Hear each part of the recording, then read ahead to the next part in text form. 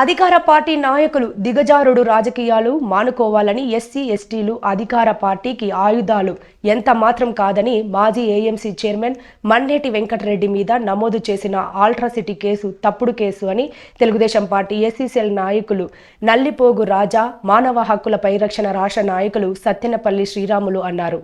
సోమవారం స్థానిక చెంచురామయ్య నగర్లో ఉన్న చెంచలబాబు యాదవ్ అతిథి గృహంలో ఏర్పాటు చేసిన విలేకరుల సమావేశంలో వారు మాట్లాడుతూ మాజీ ఏఎంసీ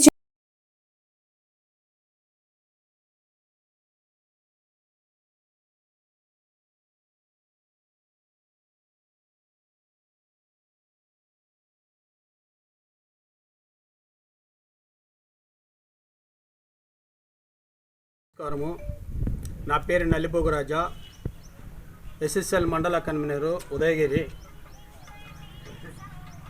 గత 14 నుంచి 19 దాకా ఎస్సీ అట్రాసిటీ నెంబర్ని మాజీ. నేను 30 సంవత్సరాల నుంచి ఈ పార్టీలో కొనసాగుతున్న ఒక ఎస్సీ నాయకుడిని. నేను ఈ మధ్యకాలంలో కొన్ని ఘటనలు జరిగినాయి.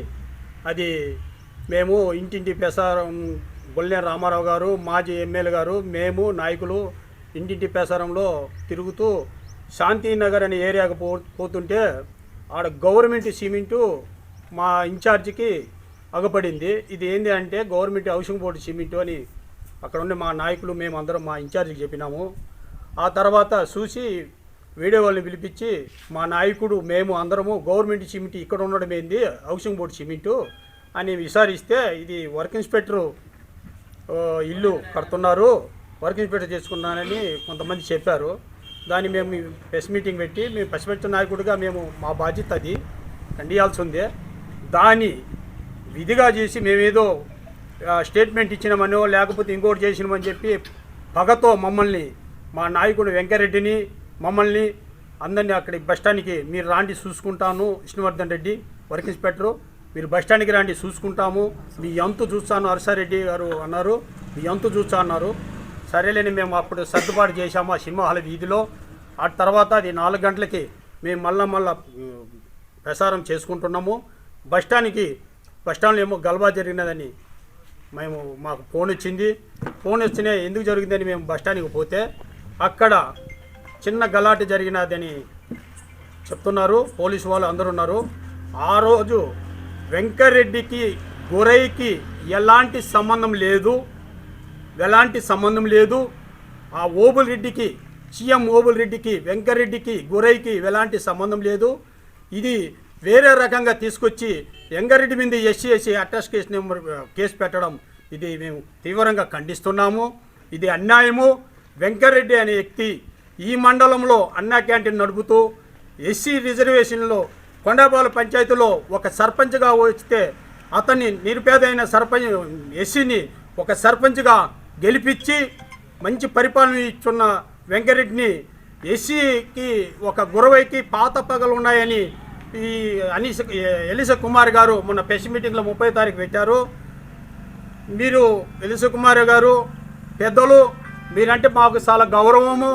మీరు అన్యాయంగా మీరు పాత ఒక ఎస్సీకి వెంకరెడ్డికి, గురైకి వెంకరెడ్డికి పాత పగలని చెప్పడం మేము చాలా బాధపడుతున్నాము. ఇది మీకు కరెక్ట్ అయిన ఆలోచన కాదు. మీరు ఇక్కడ ఎస్సీ, బీసీ, ఓసీ అనే తేడా ఇప్పటి వరకు మా ఉదయగిరి తాలూకాలోనే లేకుండా ఉన్నది. ప్రతి ఒక్కరు కూడా అన్యోన్యంగా కలిసిమెలిసి వరుసల క్రమంలో, ఎందుకంటే బావ, అన్న, అక్క అనే క్రమంలోనే పిలుచుకుంటూ ఇప్పటి వరకు కొనసాగినారు. కానీ ఇప్పుడు చూసే పరిస్థితులు చూస్తుంటే వాళ్ళు చేసిన తప్పును కప్పిపుచ్చుకోవడానికి పార్టీలను తీసుకొచ్చేసి ఒక ఎస్సీలను తీసుకొచ్చేసి మధ్యలో పెట్టేసి కొంతమందిని ఇబ్బంది పెట్టేదానికి ప్రయత్నం చేసిన విధానమే కానీ వాస్తవం అనేది కాదనేది కూడా నా మనస్ఫూర్తిగా చెప్పే స్టేట్మెంట్ ఇది. ఇంకోటి ఏంటంటే అతని ఒక వర్క్ ఇన్స్పెక్టర్ ఇంట్లో కన్స్ట్రక్షన్ జరిగే ఇంట్లో 100 కట్టలు సిమెంట్ బయటపడిందంటే దాన్ని ఏమనాలా? దాన్ని అతను అధికార దుర్వినియోగం చేసిండనాలనా, లేక పార్టీ పరంగా పార్టీలు చేయించినవి అనాలనా? ఏ పార్టీ చేయించింది దాన్ని పార్టీ రంగులు పులిమి వీళ్ళనే జనాలను రెచ్చగొట్టుకొని వాళ్ళ తప్పును వాళ్ళే బయట పెట్టుకున్న విధానం అనేది ఇక్కడ ఎక్కువ కనిపిస్తుంది. ఆ తప్పును కప్పిపుచ్చుకోవడానికే ఈ ఎస్సీ ఎస్టీ కేసు అట్రాసిటీ అనేది ముందుకు తీసుకొచ్చారు. ఇప్పుడు ఏ విషయంలో కూడా ప్రతి ఒక్కరికి ఇప్పుడు ఆంధ్ర రాష్ట్రంలో ప్రతి ఒక్క ఎస్సీలకు జరిగే నష్టాన్ని ఎవరు పూడ్చలేనివి. ఏ విధంగా పూడ్చలేరు అంటే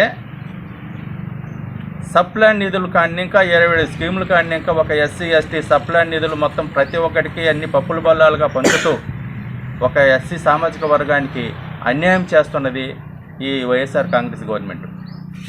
అటు ఎవరైనా నోరెత్తిన వాళ్ళు కూడా మా డబ్బు వేరే వాళ్ళకి పంచుతూ అవసరమైనప్పుడు మా చట్టాలను ఉపయోగించుకొని ఎస్సీ ఎస్టీ అట్రాసిటీ ఏంటంటే మా చట్టాలను ఉపయోగించుకొని ప్రతి ఒక్కరిని ఇబ్బంది పెట్టే విధానం అనేది ఈ గవర్నమెంట్ అవలంబిస్తున్నది. ముందు కూడా ఇలాంటి విధానాలు పోకడలు మానుకోకపోతే ఎస్సీలు ప్రతి ఒక్క ఎస్సీ గుర్తెరిగి అసలు ఏందనేది తెలుసుకున్న రోజు ఏ గవర్నమెంట్ నిలబడదనేది నా ఒక ఒపీనియను. ఇప్పటికైనా కూడా అందరూ కూడా గమనించుకొని మా ఎస్సీలకు రావాల్సిన విధానాలు మా ఎస్సీలకు ఉండాల్సిన పాలపాటి కాలనీ అందరూ సర్దుబాటు చేసి అంగడిని తీసుకుంటారు. అసలు సిమెంట్ దొరికింది ఎవరికాడ హర్షవర్ధన్ దొరికినప్పుడు తప్పని తేలినప్పుడు ఒక ఇన్ఛార్జి ఒక మా కన్వీనరు వీళ్ళు పోయి స్వరాగా చూసినారు. సరే వీళ్ళు ఏమన్నారు ఎక్కడెక్కడో తప్పు జరిగింది మధ్యలో నోటల్లో కొంతమంది కూడా సరే తప్పు ఒప్పు జరిగిపోయిందని చెప్పి రామారావు చెప్పడం జరిగింది. ఆయన సైలెంట్ కావడం జరిగిపోయింది. తర్వాత అదే హర్షవర్ధన్ తప్పు చేసిన వ్యక్తి పోయి ఒక ఇన్ఛార్జి ముందు వెంకటరెడ్డిని పట్టుకొని నువ్వు మొగడు అయితే బస్ స్టాండ్కి వచ్చి రారా నువ్వు తిరుగుతూ ఉంటే అతనిది కంప సముద్రం వెంకటరెడ్డిది ఉదయగిరి. నువ్వంతా ఇదితో ఏ విధంగా మాట్లాడుతావు? నువ్వు ఒక గవర్నమెంట్ ఎంప్లాయీ, నువ్వు తప్పు చేశావు, తప్పు చేశావు, ఇసుక తోలుకున్నావు, సిమెంట్ అమ్ముకున్నావు, సిమెంట్ ఇంటికి వాడుకున్నావు, స్టీల్ తెచ్చుకున్నావు, నీ ఇంట్లో రెడీ హ్యాండ్గా పట్టుకున్నారు వాళ్ళు. కానీ నువ్వు దానికి ఏదో క్షమాపణ చెప్పి తప్పించుకోవాలి. కానీ నువ్వు రెడీ హ్యాండ్గా వాళ్ళ మీద సవాల్ చేయడం అనేది కరెక్ట్ కాదు కదా. సరే బాగానే ఉంది. వెంకటరెడ్డి అడిపోయినాడు. ఎవరు హర్షవర్ధన్ రెడ్డి వాళ్ళ మామూలు వాళ్ళు చూసుకోవాలా. నీ భార్య డైరెక్ట్ ఒక ఏఎంసీ మాజీ చైర్మన్ మీదకి చెప్పు తీసుకొని పోయింది. దాన్ని ఎవరు ఖండించాలా? మీరు పెద్ద మనుషులు ఉన్నవాళ్ళు అది తప్పు, మీరు తప్పు చేసి ఖండించాలని చెప్పి అతను ఒక కన్వీనరు. వాస్తవంగా అతను కన్వీనర్ కూడా నువ్వు ఇది చేయడం తప్పురా, నువ్వు తప్పు చేసావు కాబట్టి వాళ్ళు పట్టుకున్నారు కాబట్టి క్షమాపణ అడుగు, వాళ్ళ మీద దాన్ని కేసు లేకుండా చేసేస్తాం అని చెప్పి మాట్లాడుతుంది. పోయి ఒక ఎస్సీ గురవయ్యకి ఏం సంబంధం? ఏడున్నాడు గురవయ్య? గురవయ్యని తీసుకుపోయి పెట్టడం ఏంది? గురవైన ఏ రోజన్నా 2014 నుంచి 19 దాకా మా గవర్నమెంట్ వచ్చింది. ఏ రోజైనా గురవైన ఫీల్డ్ అసిస్టెంట్గా కానీ ఏదైనా చేయడం కానీ ఏదైనా ఇబ్బంది పెట్టడం కానీ ఏదైనా జరిగిందా? మేము ఎవరు ఏమన్నా అతను ఒక మాట అన్నాం ఏడన్నా? అలాంటి పరిస్థితి గురవయ్య చేత కేసు పెట్టించి ఎస్సీ ఎస్టీ కేసు కట్టాల్సిన సంబంధం ఎందుకు వచ్చింది? దానికి ఈ పార్టీ నాయకులందరూ ఈ పోలీస్ డిపార్ట్మెంటు ఎట్లా జరుగుతుంది? జరిగిన సిచ్యువేషన్ ఎవరి వల్ల జరిగింది? ఎవరి వల్ల తప్పు